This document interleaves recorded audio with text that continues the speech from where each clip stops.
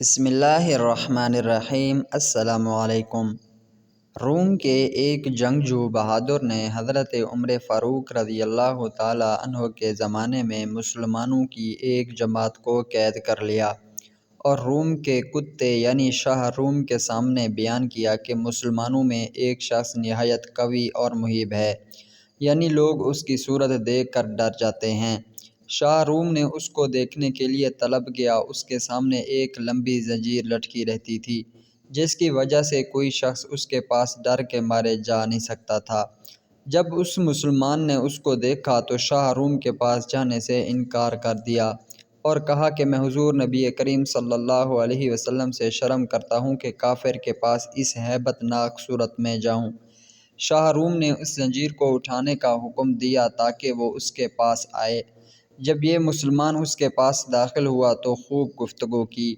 اس کے بعد شاہ روم اس مسلمان سے کہنے لگا کہ تم ہمارے دین میں داخل ہو جاؤ، میں اپنی انگوٹھی تمہارے ہاتھ میں پہنا دوں گا اور ولایت روم تمہیں دے دوں گا۔ اس کے جواب میں مسلمان نے شاہ روم سے کہا کہ دنیا کا کتنا حصہ تیرے قبضہ میں ہے؟ شاہ روم نے کہا تہائی یا چوتھائی۔ اس مسلمان نے کہا کہ اگر پوری دنیا تیرے قبضے میں ہوتی اور وہ سونے جواہرات سے پر ہوتی اور اس کو تو مجھے ایک دن کی اذان نہ کہنے کے عوض دے دیتا تو میں اس کو بھی قبول نہ کرتا۔ شاہ روم نے ان سے کہا کہ اذان کیا چیز ہے؟ مسلمان نے کہا کہ وہ اشہد ان لا الہ الا اللہ اشہد ان محمد الرسول اللہ ہے۔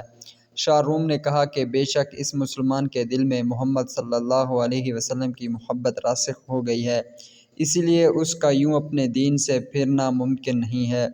پھر اس نے حکم دیا کہ ایک دیگ آگ پر رکھی جائے اور اس میں پانی بھر دیا جائے۔ جب وہ شدت سے جوش مارنے لگے تو اس شخص کو اس میں ڈال دیا جائے۔ چنانچہ شاہی ملازموں نے ایسا ہی کیا۔ جب اس کو دیگ میں ڈالا گیا تو اس نے بسم اللہ الرحمن الرحیم پڑھا اور ایک طرف سے داخل ہوا اور دوسری طرف سے اللہ تعالیٰ کے فضل بحفاظت سے نکل آیا۔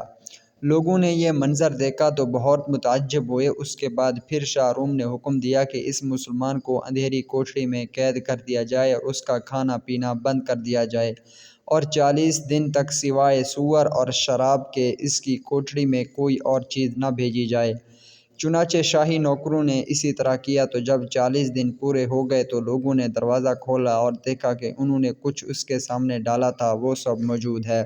اس نے اس میں سے کچھ بھی نہیں کھایا۔ لوگوں نے اس سے پوچھا کہ تم نے اس میں سے کیوں نہیں کھایا، حالانکہ دین محمدی میں ضرورت کے وقت اس کا کھانا جائز ہے؟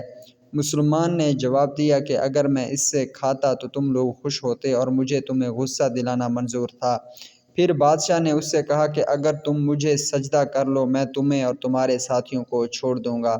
مسلمان نے کہا کہ دین محمد صلی اللہ علیہ وسلم میں اللہ تعالیٰ کے سوا کسی اور کو سجدہ کرنا جائز نہیں۔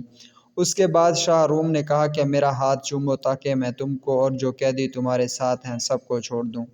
مسلمان نے کہا کہ ہاتھ کا بوسہ دینا صرف باپ اور سلطان عادل اور استاد کے لیے جائز ہے، دوسرے کے لیے جائز نہیں۔ شاہ روم نے کہا کہ اچھا میری پیشانی کو بوسہ دو۔ اس شخص نے بادشاہ سے کہا کہ ہاں یہ ایک شرط سے کر سکتا ہوں۔ بادشاہ نے کہا جس طرح تم چاہو کرو۔ تم مسلمان اپنی آستین اس کی پیشانی پر رکھی اور اس کو بوسہ دیا اور نیت یہ کی کہ میں اپنی آستین کو بوسہ دے رہا ہوں۔ اس کے بعد شاہ روم نے ان کو اور ان کے ساتھیوں کو قیدیوں کو بہت سا مال دے کر رہا کر دیا۔ حضرت عمر نے خط لکھا کہ اگر یہ شخص ہمارے شہر میں ہمارے دین پر ہوتا تو ہم اس کی پرستش کرتے یا اس کی پرستش کا اعتقاد رکھتے۔ تو جب وہ حضرت عمر کی خدمت میں آیا تو آپ نے اس سے فرمایا کہ مال کے ساتھ اکیلے ہی مخصوص نہ ہو بلکہ اس میں مدینۃ الرسول صلی اللہ علیہ وسلم کے لوگوں کو بھی شریک کر لو۔ چنانچہ اس نے ایسا ہی کیا۔